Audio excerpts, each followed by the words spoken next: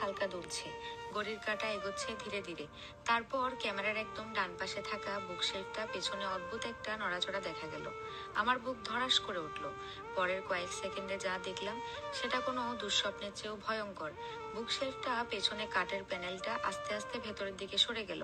একটা গোপন দরজা, আর সে অন্ধকার ফাঁক থেকে ধীরে ধীরে বেরিয়ে এলো একজন মানুষ। আমার নিঃশ্বাস বন্ধ হয়ে গেল। রাফি, আমার স্বামী, একদম রাফি। একই চেহারা, একই হাঁটার ভঙ্গি, একই কালো হুডি। লোকটা খুব সাবধানে চারপাশে তাকালো, তারপর সোজা রান্নাঘরে গিয়ে ফ্রিজ খুললো।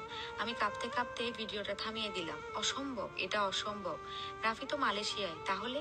হাত কাঁপতে কাঁপতে আমি আবার ভিডিও চালালাম। লোকটা ফ্রিজ থেকে পানি খেলো, তারপর নিচু হয়ে আবিরের খেলনাগুলো গোছাতে লাগলো। কিছুক্ষণ পর আবিরকে কোলে নিয়ে ড্রয়িং রুমে বসে লেগো খেলছে। আমার ছেলে হাসছে। লোকটা বারবার আবিরের মাথায় চুমুকাচ্ছে, ঠিক যেমনটা রাফি করতো। হঠাৎ ভিডিওতে একটা শব্দ হলো। লোকটার মুখ মুহূর্তে বদলে গেল, আতঙ্কে সাদা হয়ে গেল। সে দৌড়ে গিয়ে সব জানালা চেক করলো, তারপর খুব নিচু গলায় বলল, আবির, মা আসলে বলবা না আমি আসছি, প্লিজ। আমার বুকের ভেতরটা মোচড় দিয়ে উঠলো। একই কণ্ঠ, এটা সত্যিই রাফির কণ্ঠ। আমি আর বসে থাকতে পারলাম না, দৌড়ে উপরে গেলাম। বুক শেলফটা সরাতে গিয়ে বুঝলাম এটা দেয়ালের সাথে আটকানো না, পেছনে পাতলা কাঠের পার্টিশন।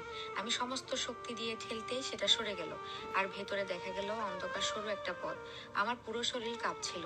মোবাইলের ফ্ল্যাশ জ্বালিয়ে ভেতরে ঢুকলাম। পথটা সোজা গিয়ে মিলেছে দেয়ালের ভেতরে বানানো ছোট্ট একটা ঘরে, আর সেখানে মাটিতে বসে আছে রাফি। আমাকে দেখে ওর চোখ বড় হয়ে গেল। 2 সেকেন্ড, পুরো পৃথিবী যেন থেমে গেল। তারপর আমি ফিসফিস করে বললাম, তুমি?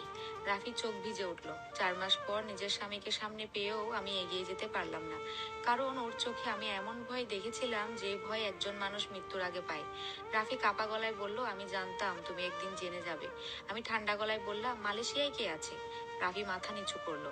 আমার বন্ধু নাইম, দেখতে অনেকটা আমার মতো। ভিডিও কলগুলো আগে থেকে রেকর্ড করা ছিল, কিছু লাইভও করেছে। আমার মাথা ঝিমঝিম করতে লাগলো, কিন্তু কেন? রাফি দুহাতে মুখ ঢেকে বসে রইল।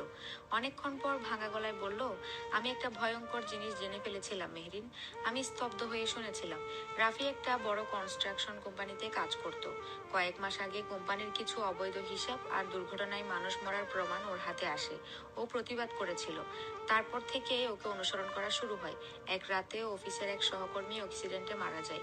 মারা যাওয়ার আগে লোকটা রাফিকে একটা কথাই বলেছিল, পালাও। রাফি পুলিশে যেতে চেয়েছিল, কিন্তু প্রমাণ জমা দেওয়ার আগেই ও বুঝে যায় কোম্পানির লোকজন পুলিশের মধ্যেও আছে।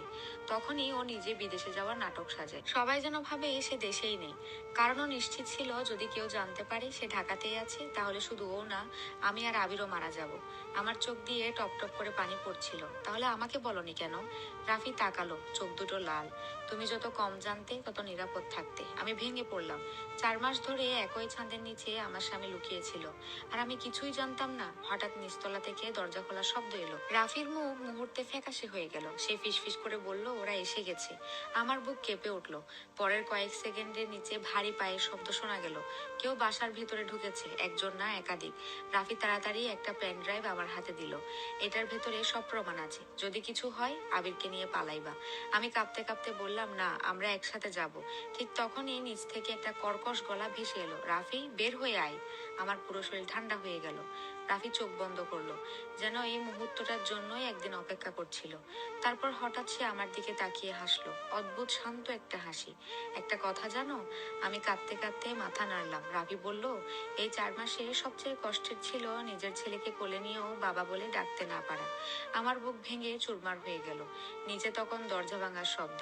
রাফি দ্রুত দেয়ালের ভেতরে অন্য সরু পথটা দেখালো, এই পথ দিয়ে ছাদে যাও, পাশের বিল্ডিং এ নামতে পারবা। তুমি?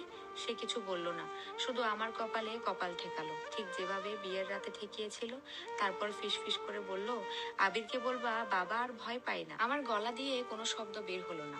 আমি আবিরকে বুকে ঝরিয়ে ধরে কাঁদতে কাঁদতে সে অন্ধকার পথ দিয়ে এগিয়ে গেলাম। পেছনে তখন চিৎকার, ধাক্কার শব্দ, দৌড়াদৌড়ি, আর তারপর একটা গুলির শব্দ। পুরো পৃথিবী যেন থেমে গেল। আমি চিৎকার চেপে মুখ বন্ধ করলাম। আবির আমার গলা জড়িয়ে ধরে কাঁদছিল, আর আমি বুঝতে পারছিলাম আমার জীবনের সবচেয়ে প্রিয় মানুষটা হয়তো এইমাত্র আমাদের বাঁচানোর জন্য নিজেকে শেষ করে দিল। 2 মাস পর সব নিউজ চ্যানেলে সেই কনস্ট্রাকশন কোম্পানির কেলেঙ্কারি ফাঁস হয়ে যায়। অবৈধ বিল্ডিং, খুন, দুর্নীতি, সব প্রমাণ প্রকাশিত হয়।